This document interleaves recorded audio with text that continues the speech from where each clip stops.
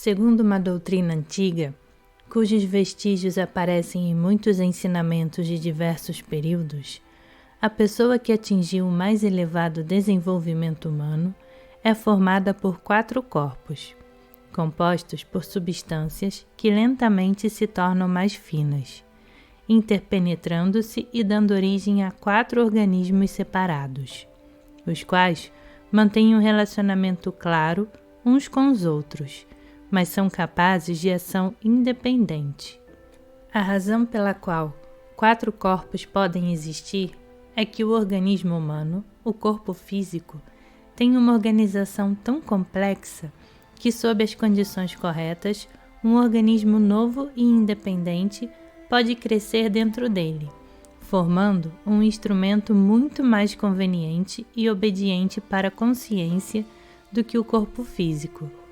A consciência nesse novo corpo é capaz de exercer um controle completo sobre o corpo físico. Nesse segundo corpo, sob certas condições, um terceiro corpo pode crescer, outra vez com características próprias. A consciência desse terceiro corpo tem pleno poder e controle sobre os 2 primeiros, e também é capaz de adquirir conhecimentos inacessíveis a qualquer um deles. No terceiro corpo, sob certas condições, pode crescer um quarto, com uma consciência que tem controle completo sobre os 3 primeiros corpos e sobre si mesmo. Cada ensinamento tem a própria maneira de definir os 4 corpos. Na terminologia cristã, o primeiro corpo é chamado de corpo carnal, o segundo de corpo natural e o terceiro de corpo espiritual, e o quarto, na terminologia do cristianismo esotérico, de corpo divino. Na terminologia teosófica, o primeiro corpo é o corpo físico, o segundo o astral, o terceiro o mental e o quarto o causal. Na terminologia de certos ensinamentos orientais, o primeiro corpo é a carruagem, corpo. O segundo é o cavalo, sentimentos, desejos. O terceiro é o cocheiro, mente. E o quarto é o senhor ou mestre do cocheiro. E também o dono da carruagem, eu, consciência, vontade. É possível encontrar divisões similares na maioria das escolas de pensamento que reconhecem no homem algo além do corpo físico. Mas quase todos esses ensinamentos, embora repitam de maneira perceptível as divisões da doutrina antiga, esqueceram-se do que é mais importante. Apesar de os corpos mais refinados poderem ser cultivados de modo artificial, sob condições internas e externas favoráveis, ninguém os possui desde o nascimento.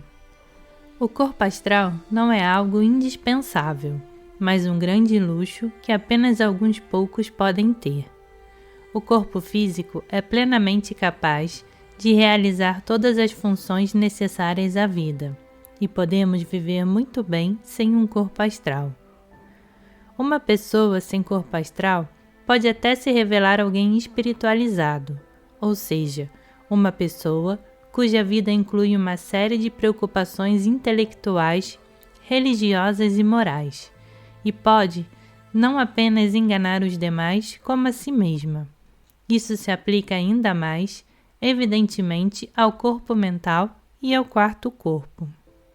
O homem comum não tem esses corpos ou essas funções correspondentes, mas ele e os que o rodeiam costumam achar que sim, por 2 motivos.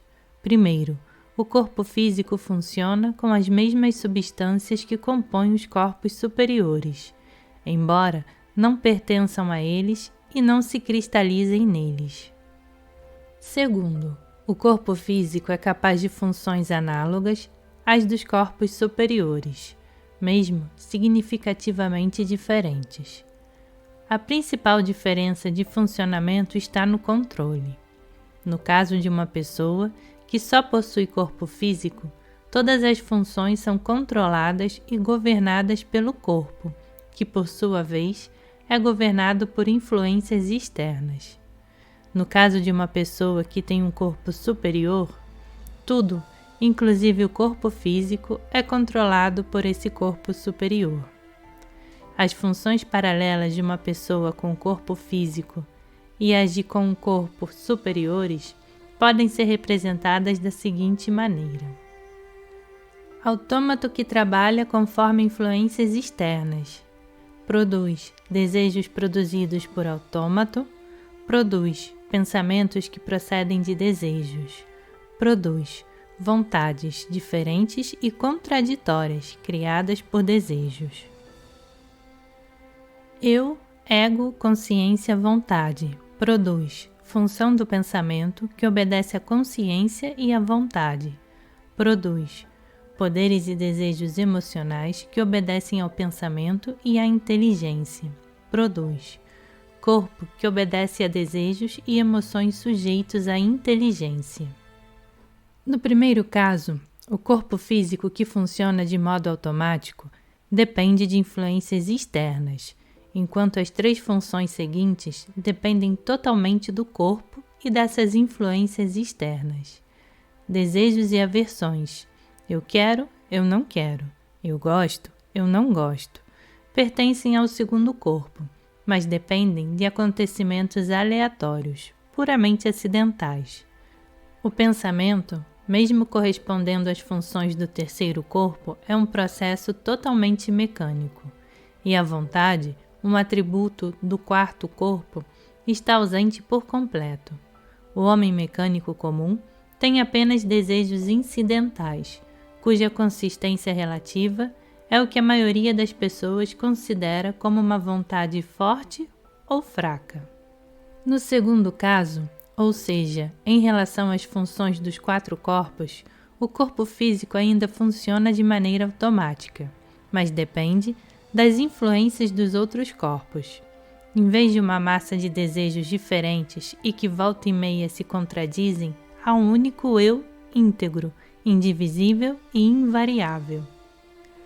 Há a individualidade, capaz de dominar os desejos e de superar tanto a relutância quanto a resistência do corpo físico. Em vez dos processos mecânicos do pensamento, há a consciência. E há a vontade, a qual não é formada apenas pelos desejos contraditórios de vários eus diferentes, mas por uma força que vem da consciência e é governada pela individualidade, por um único e invariável eu. Apenas essa vontade, independente de acidentes e de influências externas, pode ser chamada de livre, pois ela não pode ser alterada ou dirigida por forças externas. O ensinamento oriental descreve as funções e o crescimento dos 4 corpos por meio da analogia de um vaso, ou retorta, com vários pós metálicos. Os pós não estão interligados, mas apenas misturados. Assim, qualquer mudança acidental na posição da retorta redistribui sua organização. Se a retorta for abalada ou golpeada pelo lado de fora, o pó do alto pode acabar na parte de baixo ou no meio, e o que antes estava embaixo pode acabar em cima. A distribuição dos pós não é constante, nem deve poder ser, em tais condições. Isso também se aplica à nossa vida emocional e espiritual, assim como, a qualquer momento, uma nova influência pode se manifestar e alterar a distribuição dos pós, fazendo com que aquele no alto troque de lugar com o que está embaixo. A mesma coisa acontece conosco. A ciência dá isso o nome de estado de mistura mecânica, no qual a característica essencial é a instabilidade e a variabilidade da relação entre os pós. Embora seja impossível estabilizar essa relação em um estado de mistura mecânica, a natureza dos pós é tal que eles podem se fundir. Isso pode ser feito acendendo-se um tipo de fogo especial sobre a retorta, o qual, aquecendo e derretendo os pós, faz com que eles se misturem e se fundam.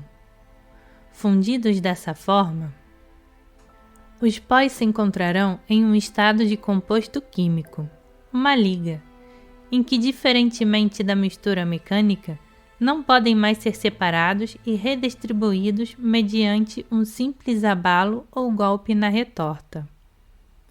O conteúdo da retorta terá se tornado indivisível, individual. Podemos comparar isso com a formação do segundo corpo do ser humano. O fogo que produz a fusão é produzido pelo atrito, o qual é produzido em nós pelo conflito interior entre sim e não. Se cedermos a todos os nossos desejos e nos dedicarmos a eles, não haverá conflito, não haverá atrito, não haverá fogo. Se, por outro lado, lutarmos ativamente contra os desejos que nos impedem de atingir uma meta específica, criaremos o fogo necessário para transformar, mais cedo ou mais tarde, nosso mundo interior em um todo único. Vamos voltar à analogia. O composto químico ou liga, obtido pela fusão, possui certas qualidades, como gravidade específica e condutividade elétrica. Todavia, por meio de determinado manuseio, essas características podem ser realçadas. Ou seja, a liga pode receber novas propriedades, que no início não pertenciam a ela. Ela pode se tornar magnética ou radioativa. A capacidade de adquirir novas propriedades correspondem à nossa capacidade de adquirir novos conhecimentos e forças por intermédio da formação do terceiro corpo. Depois que o terceiro corpo adquire forma e todos os conhecimentos e poderes que lhe são possíveis, resta o problema de mantê-los, pois eles podem ser removidos por influências externas com a mesma facilidade com que foram adquiridos. Essas propriedades só podem se tornar bens permanentes e inalienáveis do terceiro corpo mediante um trabalho especial. O processo pelo qual essas propriedades adquiridas são mantidas correspondem à formação do quarto corpo. Apenas a pessoa que possui 4 corpos plenamente desenvolvidos pode ser chamada de homem, na acepção plena da palavra. Essa pessoa possui muitas propriedades que o homem comum não possui, inclusive a imortalidade, ou mais corretamente, a existência após a morte. Todas as religiões e os ensinamentos antigos têm em comum a ideia de que o homem atinge a imortalidade ao obter o quarto corpo, e todos proporcionam caminhos para se chegar a isso.